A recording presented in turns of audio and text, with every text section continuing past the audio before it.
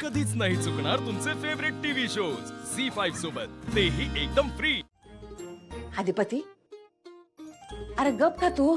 सांग की काय म्हणली ती? काय म्हणली असं काय लय काय बोलल्या नाहीत, थोडंच बोलणं झालं, पण जे काय बोलले ते मनापासून बोलल्या। तू नीट बोललायस ना व? मागच्या वेळेसारखा भांडला बिंडला नाहीस ना व? काय का आता माझ्यावर कशाला? मी नीटच बोललो, मी नीटच बोलतोय अगं, असं काय जरा उगाच काटा सरकून गेला माझा, पण परत नीट बोललो मी। पण मला एक कळून चुकलं, माझ्या मनात त्यांच्याबद्दल जे प्रेम आहे ना ते काय आटू शकत नाही बघ। मग एवढं प्रेम आहे, माशी कुठं चिंतली? काय माहिती कुठे शिंगली, काय झालंय माहितीये का, त्यासने काय पाहिजे तेच मला कळणं झालंय बघ नेमकं। काय तू बायकोच्या मनात काय आहे हे ओळखता येत नाही व तुला? नाही येत बहुतेक, ते ओळखता आलं असतं तर एवढे दिवस घोंगडं भिजत पडलं असतं काय? मी सांगते तिला काय पाहिजे ते। काय पाहिजे? तिला तिचा संसार पाहिजे येड्या। तुला कसं माहित? तू काय फोन बिन झाला का? बोललीस काय तू त्यांच्या संग? अरे बोलाय कशाला पाहिजे? बाईच बाईचं मन वळखते। अरे कुठल्या बी बाईला तिचा संसार महत्वाचा असतो बघ। तर एवढा महत्वाचा असतो ते या म्हणावं घरला, तुमचंच घर आहे, कुणी अडवले? तूच आणि कुणी? मी वाट बघत बसलोय बाई, कवा एकदा घरला परत येतात म्हणून। हा, नुसती वाट बघत बसू नका, आज तिला घरला घेऊन यायचं होतंस मग। काय घरला घेऊन यायचं होतं मला? काय तुला म्हणलं ना, मला बोलायला सुधारणा, नीट बोलणंच झालं नाही आमचं। अचानक समोर आल्या ना ढाय आई शपथ मला काय कळनाच, ढीग बोलायचं होतं मला, पण अचानक काय बोलायचं काय मला सुचत नव्हतं माहितीये का, बघतच बसलो मी त्यांच्याकडे।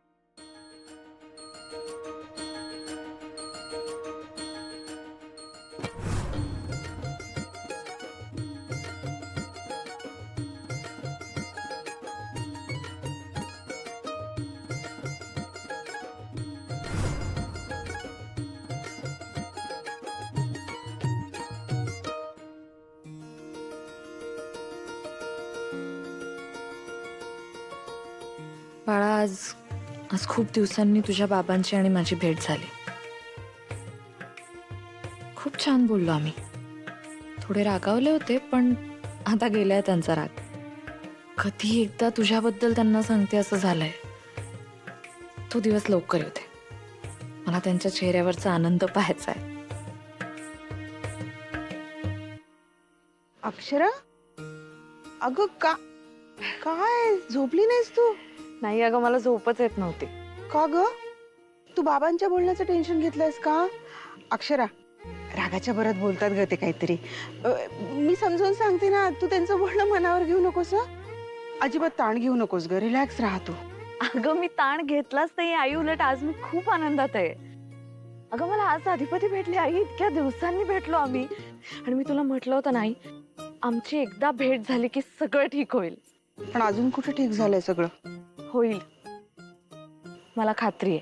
तसंच होऊ दे ग अक्षरा, आमची पण तीच इच्छा आहे। आम्हाला ना तुला असं सुखात बघायचंय, हे असं नाही बघवत ग। सारखे तुझे विचार येतात डोक्यात आणि झोप येत नाही।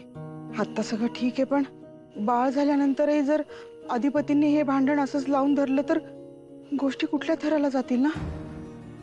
अक्षय, आपण साधी माणसं आहोत ग, त्या भुवनेश्वरी मॅडमला पुरून उरणारच नाही आपण। कसं सामोरे जाणार ग आपण त्या बाईला? काही करू शकते ती बाई। त्यांनी काहीही केलं नाही तरी माझ्या नवऱ्यासाठी, माझ्या संसारासाठी अशा 1000 भुवनेश्वरी मॅडमना मी फेस करू शकते।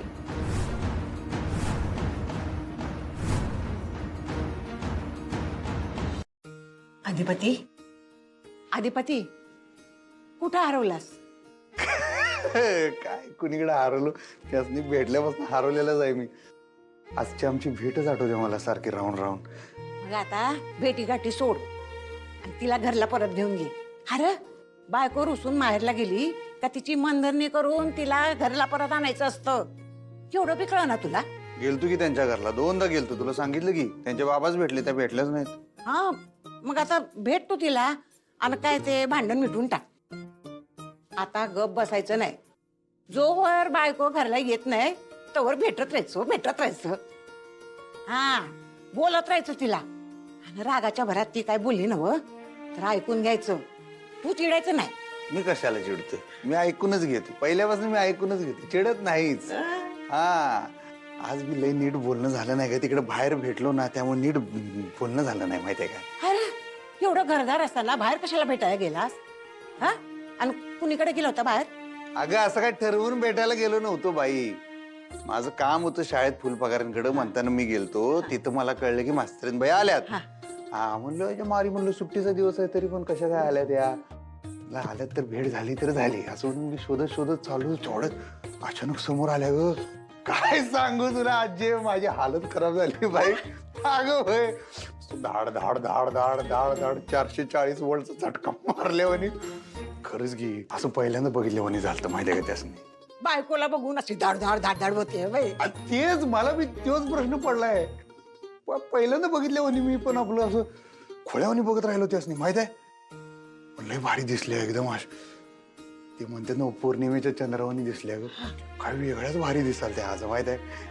त्यासनी विचारणार मी होतो, परत चिडतील म्हणून मी विचारलं नाही. मी म्हणणार होतो काय आज काय पार्लर मध्ये जाऊन काय फेशियल बिशियल करून आलाय का. हायच ती भारी. अगं त्या तर आहेतच. अशा मंदिरातल्या देवीवानी दिसत होत्या एकदम. ह्याच्या आधी अशा कवाच दिसल्या नाहीत. अशा एकदम भारी, म्हणजे एकदम टॉप क्लास. असं बघतच राहावं असं वाटत. वेगळंच ग, तुला काय कळणार नाही. जाते अरे मग गाण्याचे कितीला उचलून घरला उचलून आणायची काय. हे आता मला बी असं वाटतंय आता आता घरला घेऊन यायची वेळ झाली. लय झाली आता भांडणं बिंडणं बास. अरे मग नुसतं बोलू नगच, खरं सांग.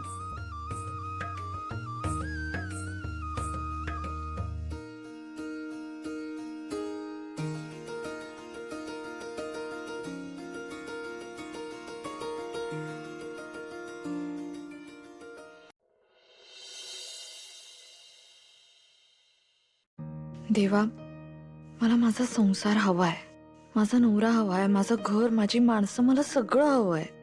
मला अधिपतींना भेटायचंय आणि सगळ्यात महत्वाचं कालचं अर्धवट बोलणं पूर्ण करायचंय. मला माहिती एकदा आमचं बोलणं झालं ना की ते मला घरी परत घेऊन जातील. आणि तो दिवस लवकर येऊ दे देवा, मला शक्ती दे. मी अधिपतींशी सगळं बोलू शकेन, आमच्यातलं भांडण मिटवू शकेन. कारण आम्ही आई बाबा होणार आहोत ही गोष्ट त्यांना लवकरात लवकर मला त्यांना सांगायची. तो दिवस लवकर येऊ दे प्लीज.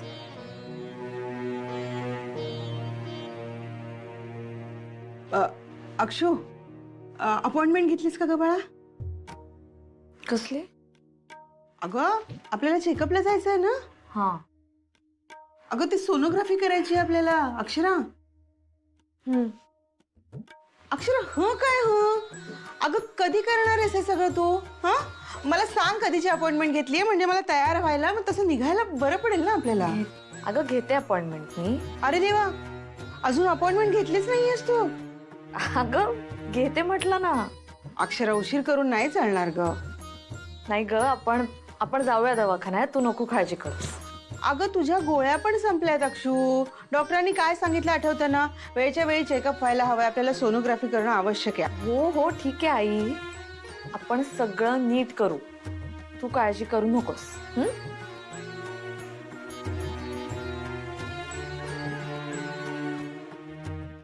झी5 ॲप डाउनलोड करा आणि पहा सर्व एपिसोड्स एकदम फ्री.